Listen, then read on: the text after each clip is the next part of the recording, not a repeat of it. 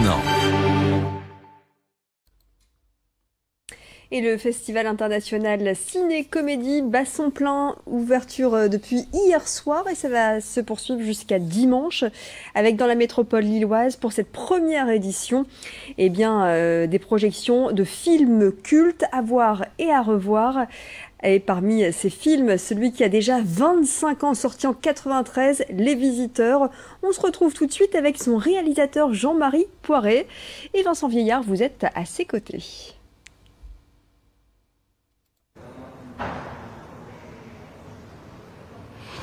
Et oui, Jean-Marie Poiret, vous qui êtes connu pour vos très nombreuses comédies, vous êtes ici donc pour parler du festival Ciné-Comédie à Lille.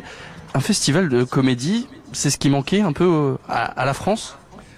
Je ne sais pas si ça manquait à la France, mais c'est vrai que c'est agréable que des gens aient pensé que la comédie était un genre qui méritait peut-être à la fois un festival et ensuite qu'on s'intéresse à ces films. Parce qu'il faut dire que dans les films, dans les festivals, de type Cannes, Venise et autres Berlinade, la comédie n'est en général pas bien représentée.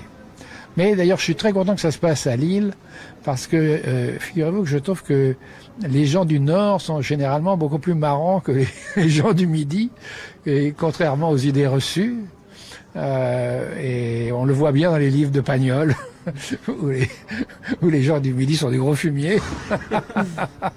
Et donc ici, on s'amuse bien, voilà. Du coup, est-ce qu'on peut dire que ça veut dire que ce genre était pas assez estimé, sous-estimé par le reste du milieu du cinéma ?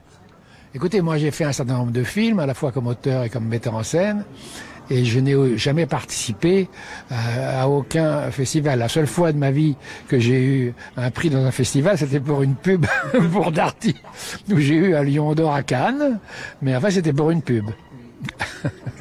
Donc, alors on remet pas encore de récompense au festival Ciné-Comédie. Ça pourrait être une chose, ça pourrait être une suite logique à créer pour ce festival ? Si vous voulez, moi j'ai toujours pensé que, par exemple, les acteurs des comédies, pas les acteurs de comédie, parce que tout le monde joue la comédie, que c'était le métier le plus difficile pour les acteurs. Et par exemple, vous pourrez observer que des gens qui sont des grands acteurs comiques, quand ils font un film tragique, généralement d'ailleurs ils ont un prix, tout le monde les admire. Et je pense que des grands acteurs comiques peuvent jouer des films sérieusement d'une façon formidablement convaincante. Et il y a beaucoup d'acteurs et d'actrices de films plus sérieux, de tragédies. Quand ils jouent des comédies, ce sont des catastrophes en général. Ils sont pas marrants. Vous pouvez nous donner un exemple ? Non, je vais pas balancer. Je vais quand même pas balancer. Mais il y a des grands artistes qui sont d'ailleurs de grands tragédiens ou de grandes tragédiennes. Et quand vous les voyez dans des comédies, c'est pitoyable. On peut penser par exemple dans l'autre sens, le premier argument que vous nous donniez, par exemple Coluche dans Ciao Pantin, qui avait été par exemple entre autres parmi les récompenses. Du coup, dans votre longue carrière de comédie, de très nombreuses comédies que vous avez sorties, quel est l'acteur qui vous a le plus surpris ? Écoutez, d'abord j'ai une admiration profonde pour le travail de Christian Clavier, avec qui j'ai fait beaucoup de films, que je trouve un acteur étourdissant parce que j'ai fait beaucoup de films avec lui et dans des rôles incroyablement différents. C'est-à-dire qu'il peut faire un résistant, dans Papy il fait la résistance, il peut faire Jacouille, évidemment, que tout le monde connaît, mais il peut faire un curé dans Les Anges Gardiens, et chaque fois c'est un personnage différent, il arrive vraiment à se transformer et à être truc. Évidemment, travailler avec Depardieu a aussi été une joie extraordinaire, ou Jean Reno, et j'ai aussi eu des expériences magnifiques avec Philippe Noiret ou Jacques François, la liste très très longue, sans oublier Jacqueline Maillan ou Valérie Lemercier. Il y a quand même j'ai eu le privilège c'est pas tellement un privilège d'ailleurs, c'est surtout que j'ai pu choisir. J'ai choisi des bons et des marrants et des marrantes, parce que c'est mieux d'avoir des bons acteurs que d'avoir des mauvais, et c'est mieux d'avoir des gens marrants qui vous font rire même dans la vie, parce qu'évidemment on n'a pas beaucoup de temps pour faire un film, et s'il faut ramer comme un malade pour faire 80 prises pour dire tu pourrais le faire un peu plus, c'est pas bien. Il vaut mieux y aller. Il faut pas se tromper d'acteur et il faut pas se tromper de scénario. Du coup, avec votre expérience, est-ce que vous pourriez donner des conseils à des jeunes qui auraient envie, comme vous, de se lancer dans le monde du cinéma? Bon, le premier conseil, c'est de coucher, hein, déjà. Ça marche, ça? Ça marche encore?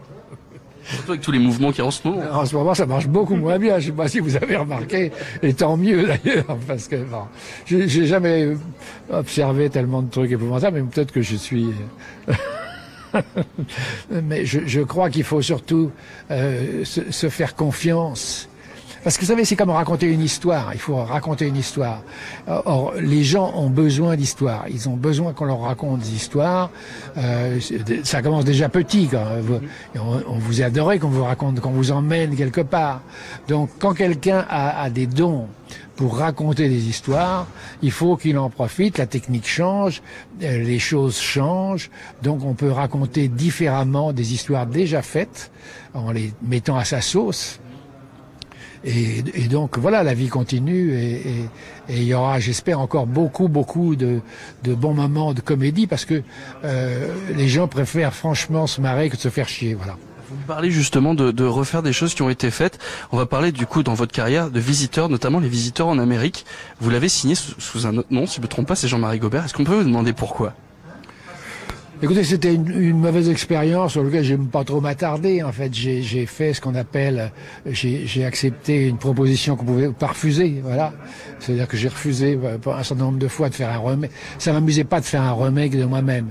Et puis à un moment donné, est arrivé des propositions financières qui ressemblaient au tirage du loto, et je me suis dit, il faut quand même être un débile pour pas le faire. Et en fait, j'ai bien eu tort parce que j'ai pas eu beaucoup de plaisir.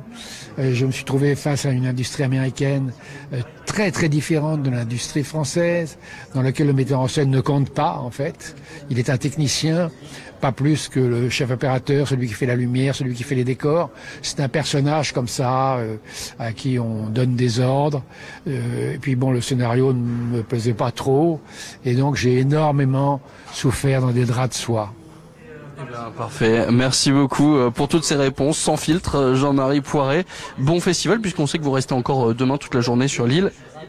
Il y a plein d'amis ici et il y a plein de films merveilleux et les gens devraient venir s'amuser parce qu'il y a vraiment des films épatants. Il n'y a pas que des films aussi. Tout à l'heure à 18h, on va faire un flash mob sur la place de la République, la danse de Rabbi Jacob. Si vous voulez venir, eh ben, c'est juste à côté. Nous on y sera, on sera en direct, on retransmettra tout ça. 3 minutes de liberté, je fais un saut. On va essayer de vous négocier ça. Ça marche. Allez, merci beaucoup Idil. On se donne rendez-vous tout à l'heure à 18h, place de la République, en direct. Merci Jean-Marie Poiret. Et le rendez-vous est pris. Tout de suite la météo.